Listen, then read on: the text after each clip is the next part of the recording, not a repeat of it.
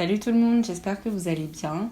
Donc si c'est votre première fois sur ma chaîne, je m'appelle Asta Yasmine et si c'est pas votre première fois, rebonjour ou rebonsoir. Comme c'est indiqué dans le titre, aujourd'hui je vais vous parler de la collaboration entre la youtubeuse Patricia Bright et la marque Makeup Revolution.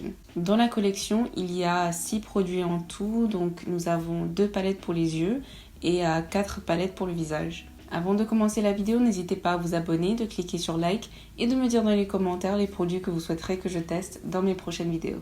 Donc je vais tout de suite commencer par la palette pour le visage parce que là, comme vous pouvez le remarquer, mon visage n'est pas terminé.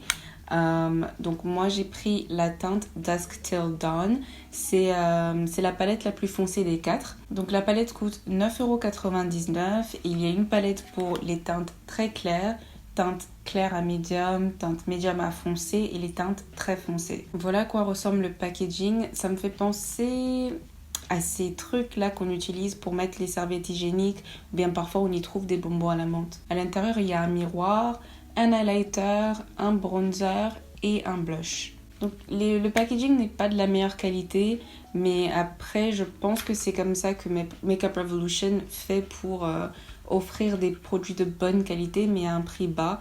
Je pense qu'ils prennent l'argent qu'ils auraient pu investir dans le packaging et ils remettent ça dans la formule de leurs produits.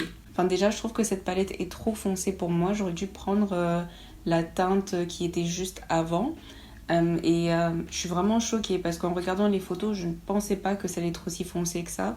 J'ai l'habitude de voir des palettes sur internet et une fois que je reçois le produit, je vois qu'en fait ça a été rendu plus foncé sur le site. Ça m'est arrivé notamment dans la vidéo que j'avais fait par rapport à Kiko où le bronzer avait l'air plus foncé sur le site qu'en vrai. Et limite je pouvais utiliser leur bronzer pour mon highlight sous les yeux. En tout cas, c'est une très bonne surprise. Malheureusement, j'ai pris la mauvaise teinte, mais c'est bien de voir que la palette est vraiment foncée et qu'elle est inclusive et que c'est adapté aux personnes qui sont même plus foncées que moi. J'espère que vous voyez bien sur la caméra qu'il s'agit d'un blush bordeaux et d'un highlighter doré. Du coup, je vais directement commencer avec le bronzer. Et je vais juste en mettre un tout petit peu parce que comme je vous dis, c'est pas ma teinte.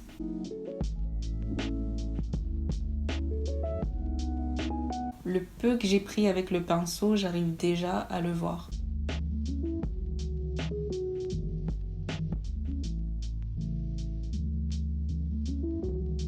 Donc là, on voit clairement la différence.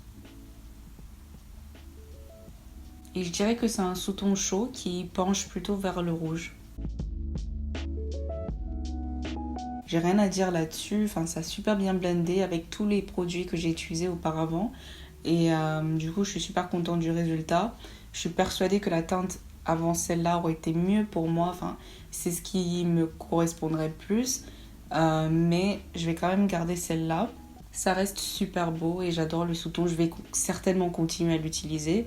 Après, ça va pas trop me faire de la peine non plus de racheter l'autre palette vu que ça coûte que 10 €. Donc maintenant, on va passer au blush.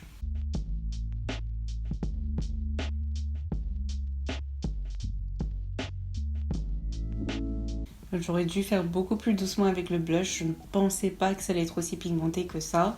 Genre, je sais pas si vous vous rendez compte, mais j'ai juste tapoté le pigment et je me retrouve à utiliser cette petite quantité sur mes 2 joues. Du coup, je pense que je vais laisser comme ça. C'est pas grave, j'ai fait de mon mieux. À présent, on va passer au blush. Je suis vraiment désolée, il est en train de pleuvoir. Et du coup, vous allez peut-être entendre la pluie, donc désolée pour ça, mais the show goes on. Donc là, je vais maintenant appliquer le highlight.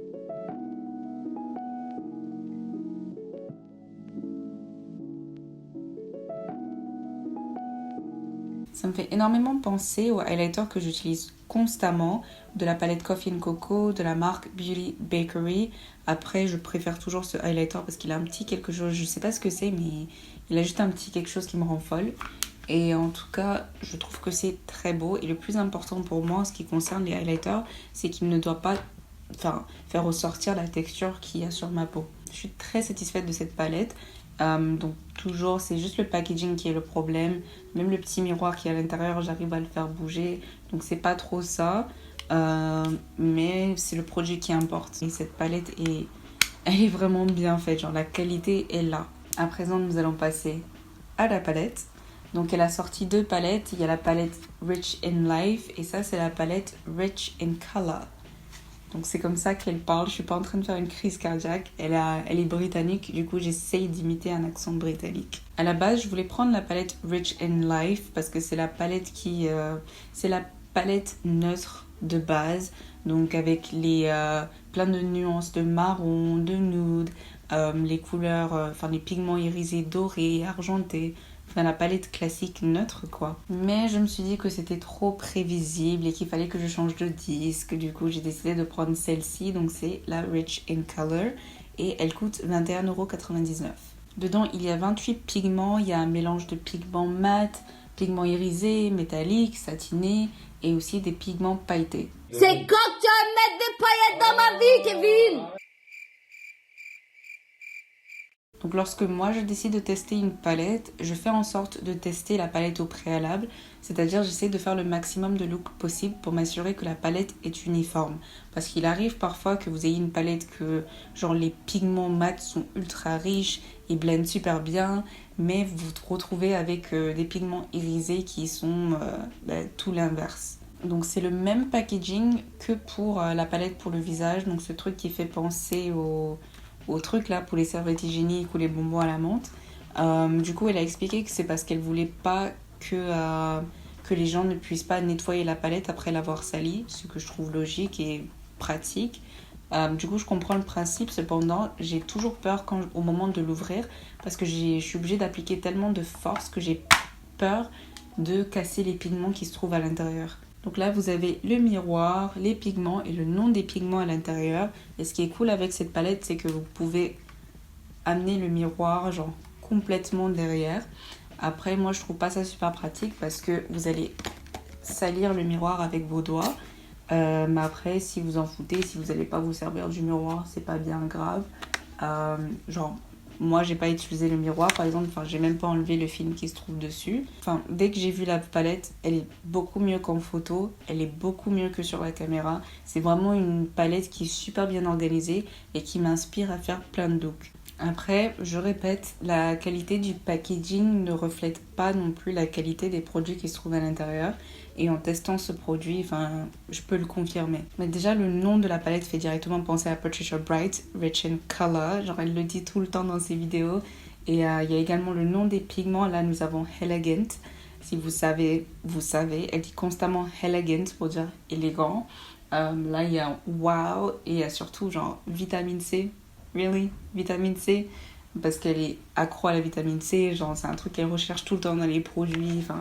Vraiment accro. Ce qui me fait penser que cette palette est personnelle et que c'est pas juste un produit où elle a mis son nom dessus, c'est le fait que les couleurs soient si bien assemblées pour fonctionner ensemble et que ça soit facile à utiliser. Parce que je suis quelqu'un qui... je suis pas à l'aise avec les pigments de couleur, mais juste en regardant cette palette, j'ai pensé à 3, 4, 5, 6... j'ai juste des looks qui me venaient en tête et c'est parce que c'est si bien assemblé pour faciliter la tâche de la consommatrice ou du consommateur. Elle-même, elle dit tout le temps qu'elle n'est pas professionnelle et elle essaye d'utiliser le moins de pigments possible. Elle ne fait pas des trucs super sophistiqués, mais le rendu est très beau et je vois cet effort dans cette palette et de la manière dont les pigments sont alignés. C'est un spoil, mais je suis super contente de la qualité de ce produit, mais on va tout de suite commencer à en parler. Le premier look que j'ai fait avec cette palette, c'était en utilisant les bleus. Du coup, ça s'appelle Ocean Deep, Nobu et Backstage. Et dans le coin interne de mon œil, j'ai mis le pigment Shimmering.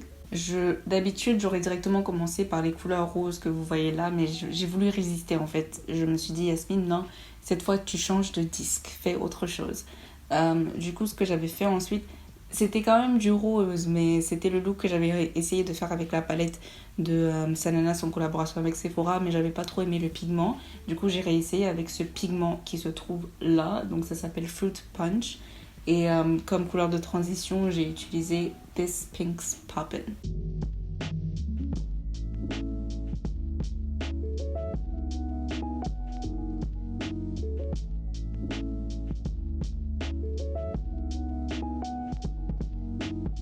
Comme troisième look, je voulais vraiment utiliser les couleurs qui se trouvent au centre et également les teintes j'arrête pas de dire teinte, les pigments jaunes. Du coup, j'ai utilisé Green Juice, Trendsetter, Honey Pot et Vitamin C. Et je dois admettre qu'en passant que j'étais quand même un peu déçue par le rendu de vitamine C. C'était pas aussi riche que ce que je pensais que ça allait être. Mais après, je m'en plains pas trop parce que ça a réussi à être rattrapé par Honey Pot que j'ai mis par-dessus. Et en dernier, j'ai voulu faire un truc dans les tons rouges. Et pour ça, j'ai utilisé Yes Peaches, Miss Tropicana et Flames.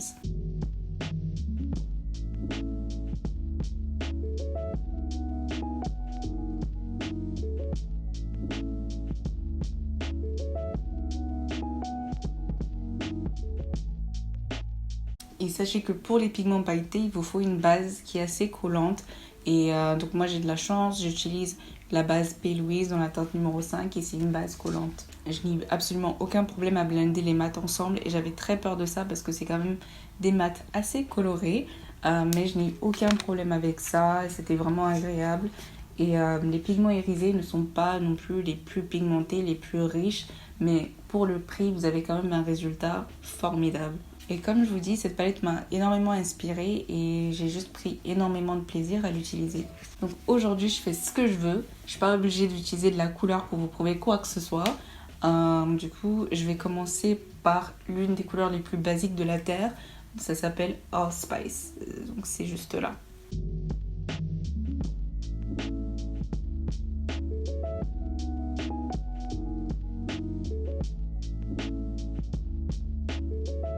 Genre la pigmentation est là et il n'y a pas de perte en fait, il n'y a pas de produit qui tombe sur mon visage. Ensuite, je vais me concentrer sur les 3 pigments qui se trouvent là. Je vais commencer par Wi-Fi. Vous voyez comment ça s'est bien blendé? Je sais pas pourquoi je suis trop excitée pour rien là alors qu'il est 23h.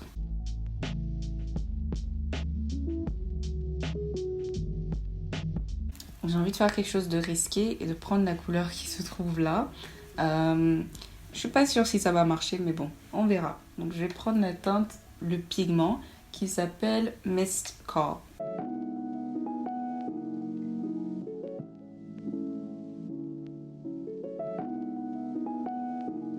Et sur ma paupière, je vais mettre le pigment métallique No Exit. Cette palette en tout cas m'inspire énormément et je pense que c'est l'expérience que j'ai eue avec qui fait que j'ai un avis aussi positif à son égard. Du coup je vais terminer l'autre œil et je vais également mettre mes faux cils parce que ça me prend énormément de temps. En passant, dans ma vidéo Huda Beauty, j'avais dit que j'allais reparler des faux cils que j'avais tentés. Donc c'était les Easy Lash Harmony numéro 17. Et mon avis final, c'est que j'aime pas du tout. C'est juste pas fait pour moi. Je trouve pas que ce soit de mauvaise qualité. C'est juste pas pour moi et je compte pas du tout les utiliser. Donc voilà le look final. J'ai ajouté mes faux cils de la marque Visofree d'AliExpress. C'est le modèle E12. Et sur mes lèvres, j'ai ajouté le lip gloss de la collaboration entre Aya Nakamura et MAC. Je me suis dit qu'il me fallait quelque chose de très simple sur mes lèvres vu que j'ai fait un peu plus d'efforts. Enfin, j'ai fait quelque chose de beaucoup plus extravagant sur mes yeux. Du coup, il vaut mieux que les lèvres restent simples. En conclusion, je sais même pas si c'est nécessaire pour moi de le dire, mais je suis très satisfaite de cette collection. J'ai adoré la palette pour le visage et j'ai adoré encore plus la palette pour les yeux. Donc à part le packaging, je trouve vraiment rien de mauvais à dire en fait. Surtout avec la période des fêtes qui approche, c'est quand même une palette qui vous permet de faire pas mal de looks. Que ce soit des looks simples ou des looks un peu plus complexes. Mais comme je vous dis, la manière dont les couleurs sont alignées dans la palette, ça me permet de mieux visualiser ce que je peux faire, ce que je peux tenter avec cette palette. Et ça facilite la tâche pour des personnes qui en fait ne sont pas aussi expérimentées en ce qui concerne le maquillage, en ce qui concerne l'assemblage des pigments pour faire un look sur les paupières. Je n'ai rien à redire pour les 2 palettes. La pigmentation est là, la qualité est là. Enfin, j'ai vraiment rien de mauvais à dire. Du coup, je vais terminer la vidéo sur ça. N'hésitez pas à vous abonner, de cliquer sur like et de me suggérer dans les commentaires ce que vous souhaiterez que je teste dans mes prochaines vidéos. Des bisous.